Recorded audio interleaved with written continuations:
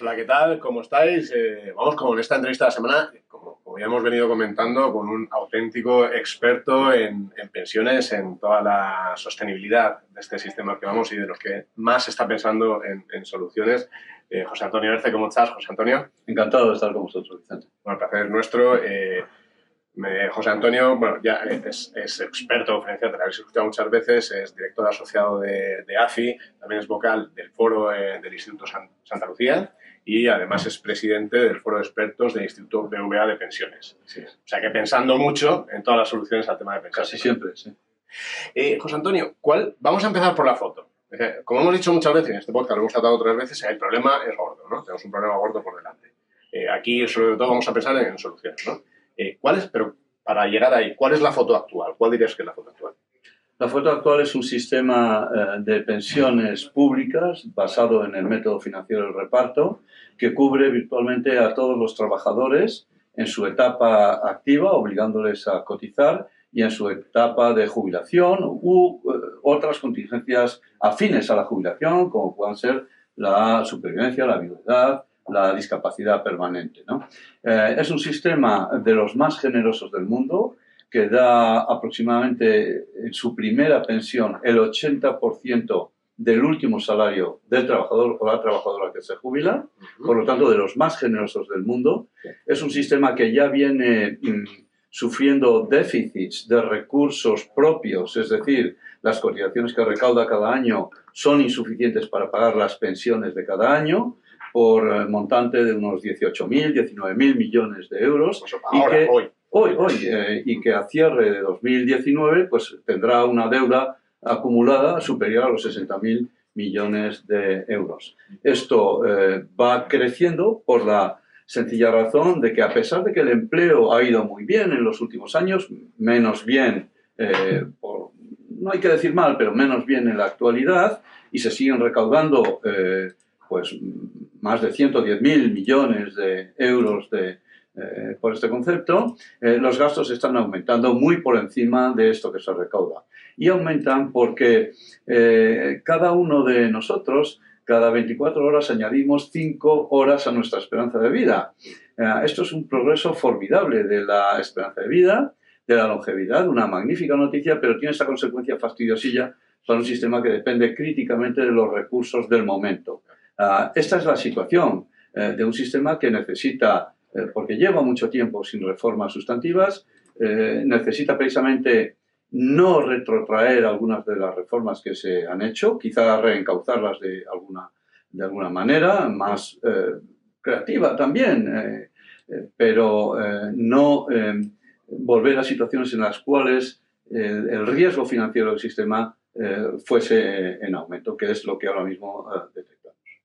Hay un discurso por ahí que es que, ¿no?, que las pensiones está totalmente destruido el sistema, que acabarán, que no cobraremos, que es un mensaje alarmista que no es real. No, en absoluto. O sea, ¿cuál es la foto peor, o sea, en el sistema que tenemos? ¿Es que cobramos mucho menos? ¿Es que dejamos de cobrar las extras? No. Si no hiciésemos nada, dejando la legislación como está en estos momentos e incluso incorporando la actualización con el IPC de las pensiones, en el futuro, pongamos 2060, las pensiones representarían el 45% del último salario, no el 80%, como en la actualidad. Porque no habría recursos para más. Siempre podríamos endeudarnos, pero eso los mercados no nos lo permitirían, ¿no? El nivel de endeudamiento empieza a preocupar. No es preocupante, no es crítico, pero la peor situación es la que acabo de escribir. Si quisiéramos evitar que esa tasa de sustitución de la pensión respecto al último salario descendiese tan vertiginosamente, podríamos generar unos recursos que, si vienen por la vía de los impuestos generales, lastrarían la economía de manera enorme. También podríamos duplicar los tipos de cotización del 28,3% a algo cercano al 50%. Eso sería insufrible para los propios trabajadores, pero también para el 1,5 millones de empresas que contratan trabajadores, que tienen asalariados en nuestro país. No hay solo 35 empresas, hay 1,5 millones con asalariados, ¿no? Y si dejásemos la edad de jubilación en esos 67 años que alcanzará en 2027. Ese sería el escenario peor. Aún así, todo el mundo cobraría todas las pensiones no tan buenas como les gustaría. La percepción de muchos jóvenes de que no van a cobrar pensiones públicas es absolutamente injustificada. Carece de sentido que pensar de esa forma. Y sin embargo, no vemos a nadie decir que eso no va a suceder nunca, o no los vemos con la frecuencia con la que debiéramos verlos. Bueno, aquí lo estamos diciendo, o sea, que todos los que lo estáis viendo y todos los que estáis escuchando ya tenéis esa parte de la tranquilidad. Ahora, eso hemos dicho, del 80% en ese escenario, un 40, un 45 me parece que has mencionado, ¿no? Vamos a hablar precisamente de las soluciones. Has dicho una que me parece que no es muy partidario, que es subir impuestos, ¿no? Pero es la que ahora mismo está un poco más sobre la mesa. Vamos a ir repasando cada una de ellas y luego me dices un poco cuál es tu favorita. La subida de impuestos. Se habla sobre todo de las rentas más altas y es lo que está un poco en el proyecto de presupuestos que nos iba a aprobar. ¿Que esa no sería la buena? Vamos a ver, necesitamos estabilizar el sistema. Cuanto antes, reducir esos 18, 19, 20.000 millones de euros de déficit que ahora se causan en los últimos años recientes, hay que reducir eso a 5.000, a 4.000, a 3.000 si fuera posible de déficit. Un déficit manejable y que no fuese tan grave como el actual. Para estabilizar el sistema de la noche a la mañana solo podemos aumentar las bases imponibles, aumentar selectivamente algunos tipos impositivos o establecer algunos recargos transitorios, pero claro, para que esos cambios fiscales rindan los recursos necesarios sin distorsionar la economía, las bases imponibles tienen que ser muy amplias, muy anchas. Y no hablo solamente de combatir el fraude fiscal o la elusión fiscal, me da igual cómo lo llamemos, porque eso es una tarea en la que estamos empeñados desde hace décadas y no hemos conseguido avanzar gran cosa. Es muy difícil. No contemos con eso, aunque no dejemos de trabajar hacia eso, pero simplemente fijemos que esa reforma fiscal abarque bases imponibles muy, muy, muy amplias, impuestos que sean capaces de recaudar mucho contra cualquier miembro de la sociedad que tenga una mínima capacidad económica. No solo contra las grandes fortunas, pues ya sabemos lo que va a rendir eso. Está evaluado apenas 5.000 millones de euros. Con eso no llegamos a ningún sitio. Dicho esto, esas soluciones fiscales tienen que ser transitorias, son urgentes para estabilizar el sistema. Mientras tanto, hagamos reformas de mayor calado que nos permitan ir revirtiendo ese incremento fiscal que de perseverar en el tiempo y sobre todo de concentrarse en ciertas bases imponibles o en ciertos sujetos podría ser muy dañino para la economía. Podría ser el alcohol, la gasolina... Bueno, cuando hablo de bases amplias, hablo del IVA y del IRPF que pagamos millones de españoles. A eso me refiero. Vamos a ver, si nos fijamos en el tabaco, en el nuclear, en el alcohol, debemos de saber que ya está bastante cargada la fiscalidad de estos productos y que a lo mejor, pues, si vamos más allá en la fiscalidad del tabaco, pretendiendo generar unos recursos que nunca saldrán de esa base, lo que estamos haciendo es fomentar el tabaco ilegal, el tabaco ilícito, el tabaco falso, abaratarlo en los mercados negros y, por lo tanto, perjudicar más a los que menos capacidad adquisitiva tienen. Vamos con la segunda. Edad de jubilación, por ejemplo. Retrasarla, ya estamos en un proceso de retrasarla hasta los 67. Sí. Otros países de nuestro entorno se han ido a los 70, incluso... Bueno, ahora mismo no hay ningún país que efectivamente supere... en su reglamento, en su normativa, los 68 años. Pero hay algunos que están pensando en los 70 y más allá, ¿no? Bueno, aquí hay una fórmula muy simple. Hablamos de indiciar las pensiones con el IPC. Indiciemos la edad de jubilación con la esperanza de vida. Que la edad de jubilación se mueva par y paso con la esperanza de vida. Si constatamos que la esperanza de vida en los últimos 5 años ha aumentado 1 año y medio, ¿vale? O 1 año y 2 meses o 3 meses, pues entonces hagamos que la edad de jubilación aumente también a ese ritmo, exactamente a ese ritmo. Porque para financiar las pensiones hay recursos financieros y recursos materiales. Entre los recursos financieros están los flujos de renta, más concretamente de salarios, que son los que estamos utilizando ahora para financiar nuestras pensiones, públicas o privadas, flujos de renta. Están los flujos de consumo. Hay gente que ya está formulando instancias privadas, en Latinoamérica muchísimas, en España algunas, lo que se conoce como la mochila aragonesa, es una app una fintech española que está peleando por abrirse camino justamente. Sí, se llama Pensió por Consumo. Pensum, si puedo mencionar, efectivamente. Claro, sí. Flujos de consumo. Consumimos antes de nacer, porque ya nos están comprando la ropita de colores, aunque eso ya no se lleva, las cunitas, preparando el cuarto donde vamos a dormir, ¿no? Y consumimos después de morirnos, porque hay que seguir pagando ciertos gastos que acarrea ese suceso luctuoso, ¿no? Bueno, los flujos de consumo son mucho más importantes que los de renta, en el fondo. Hay gente que consume a lo largo de su vida mucho más de lo que ingresa. Bueno, pues que una porción vaya. Hay stocks financieros y no financieros, porque el único activo digno de tal nombre en España es el ladrillo, que son 4 veces el PIB. Los ahorros previsionales en España son insignificantes. En Holanda a lo mejor son el 160% del PIB. En España son insignificantes. Pero es que si la vivienda fuese un ahorro previsional, tendríamos 4 veces el PIB. 4 veces el PIB. Un país que tiene 4 veces el PIB en activos no debería de tener ningún problema de pensiones. Y luego está el canal material, no solo el canal financiero o de stocks, de ladrillos. El canal de tiempo. El tiempo es lo más valioso de nuestras vidas. Y con esa resistencia a cambiar la edad de jubilación que tenemos, a pesar de esos cambios normativos a los que aludías, en todos los países del orbe cristiano y del no cristiano también, hay resistencia a cambiar la edad de jubilación. Bueno, pues tiramos el tiempo que ganamos cada día, 5 horas cada 24, 5 horas cada 24, aunque la carga de ganancias, longevidad es menor a edades más avanzadas, lo tiramos por la borda, eso sí, de un crucero. Porque en vez de dedicarlo a trabajar, hay gente, y cada vez más, quiero que poca, hay gente que no quiere jubilarse nunca. Y eso va a ir en aumento. No, a mí me pasa que yo estaría haciendo podcast como este hasta el final de mis días, vamos. Claro, mientras tengamos valor, ¿no? Por así decirlo, en el mercado. Es que hay muchas formas de revalorizarse justamente en la actual tesitura de cambio tecnológico disruptivo, ¿no? La gente teme a los robots. Yo creo que es que hay pocos. Debería haber más para que nos liberasen de tareas onerosas y pudiéramos empezar, eso sí, formándonos a hacer cosas más valiosas. Claro. Has hablado del tema de la vivienda, que siempre se habla desde el punto de vista financiero, la vivienda como un problema es verdad, que de poca diversificación de los activos financieros de los activos de los españoles, mejor dicho, porque hay mucho inmobiliario comparado con el financiero respecto a otros países, ¿no?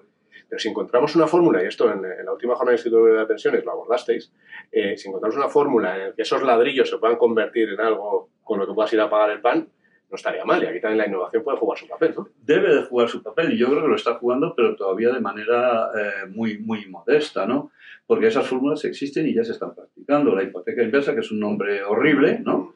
Pero que consiste en derivar flujos de renta, bien por la vía de préstamos vitalicios, bien por la vía de verdaderas rentas vitalicias, derivar flujos de renta vitalicios contra tu activo inmobiliario, contra la garantía de que tu activo inmobiliario va a ser utilizado en su momento para devolver esos préstamos vitalicios o en cada momento para financiar esas. Hay soluciones ya en marcha. En términos generales está casi todo inventado, pero lo que hay inventado no es eficiente, es decir, resulta muy caro o muy insuficiente. Muy insuficiente no porque te den poco contra lo que tú aportas está bien medido y está bien medido lo que te dan a cambio, la industria de las pensiones, asegurada o no, está bien medido. Pero es que lo que das a cambio en realidad es muy poco.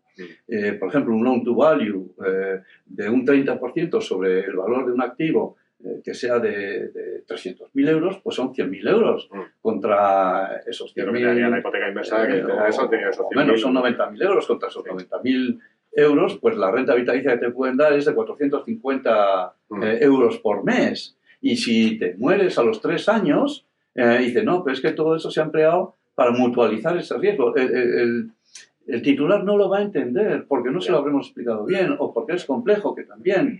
Pero esos productos adolecen de una falta de eficiencia enorme porque todos los agentes implicados en ello son temerosos. No crean que son solo temerosos los potenciales compradores de ese producto. Son muy temerosos de perder su dinero por un mal cálculo los inversores o los financiadores de la gente que hace esa operación, ¿no? Ahí es donde hay que innovar. Inversa, yo particularmente creo que tiene mucho sentido, pero también los precios de las que hay efectivamente también son caros, ¿no? Teniendo los tipos al cero prácticamente, oye, tiene que salir por ahí, imagino que están hechas las cuentas para que sea rentable, pero de momento lo que hay es caro. Y porque además cuando hablamos de rentas vitalicias o de conceptos vitalicios, en realidad no lo estamos hablando en sentido estricto y puro del término. Una renta vitalicia pues tiene que consumir todo el capital. Si no consumes el capital y quieres vivir vitaliciamente de la rentabilidad con tipos cero, la rentabilidad es cero.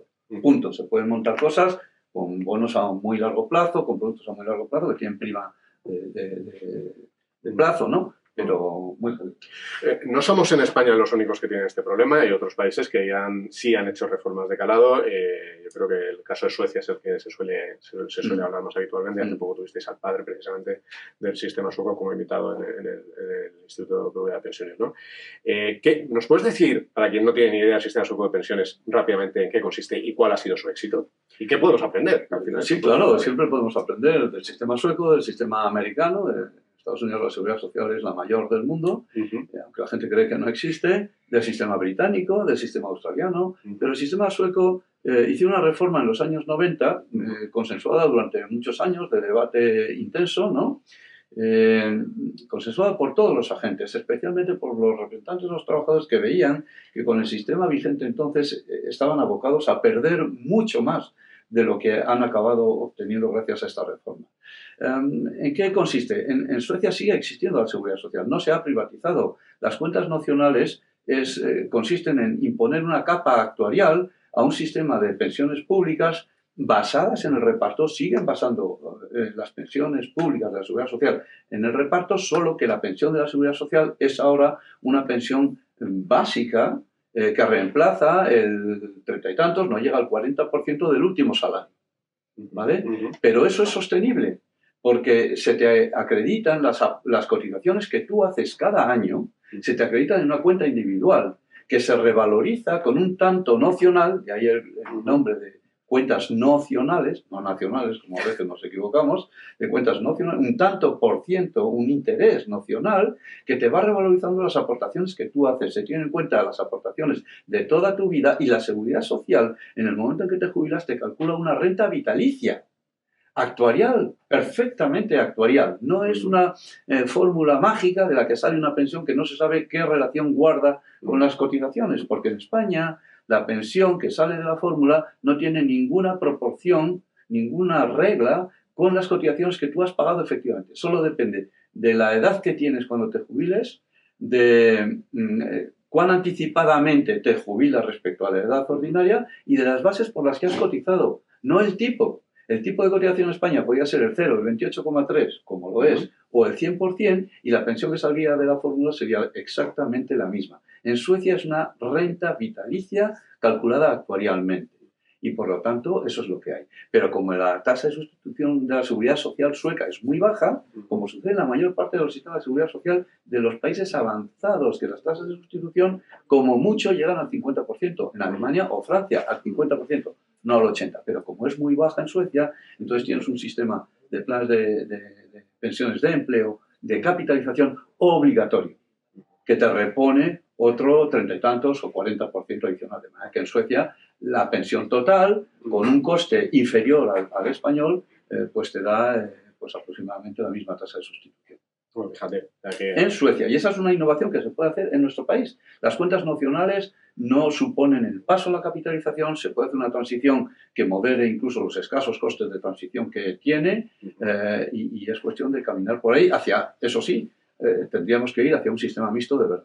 En donde en pie de igualdad... Progresivo, ¿no? Que poco a poco vayas haciendo para que se vaya 20 años. Las personas con menores ingresos y en una situación más desfavorecida seguirían teniendo ese sistema de reparto que iría cubriendo sus necesidades. O sea que todas las personas tenemos ese problema. Sistema de reparto y además, si esas personas con menores ingresos son trabajadores, también tendrían un sistema de previsión social complementaria de empleo, porque se podría hacer como en el Reino Unido. En el Reino Unido se ha impuesto ya desde hace unos años el auto-enrollment, la adscripción por defecto. Toda empresa grande, mediana o pequeña está obligada a inscribir a sus trabajadores, a los recientes y a aquellos que sean elegibles de los que ya tiene, inscribir a todos en un plan de pensiones por defecto, que luego el trabajador puede elegir en qué plan o qué fondo puede tal, e incluso a los 6 meses el trabajador puede optar por irse.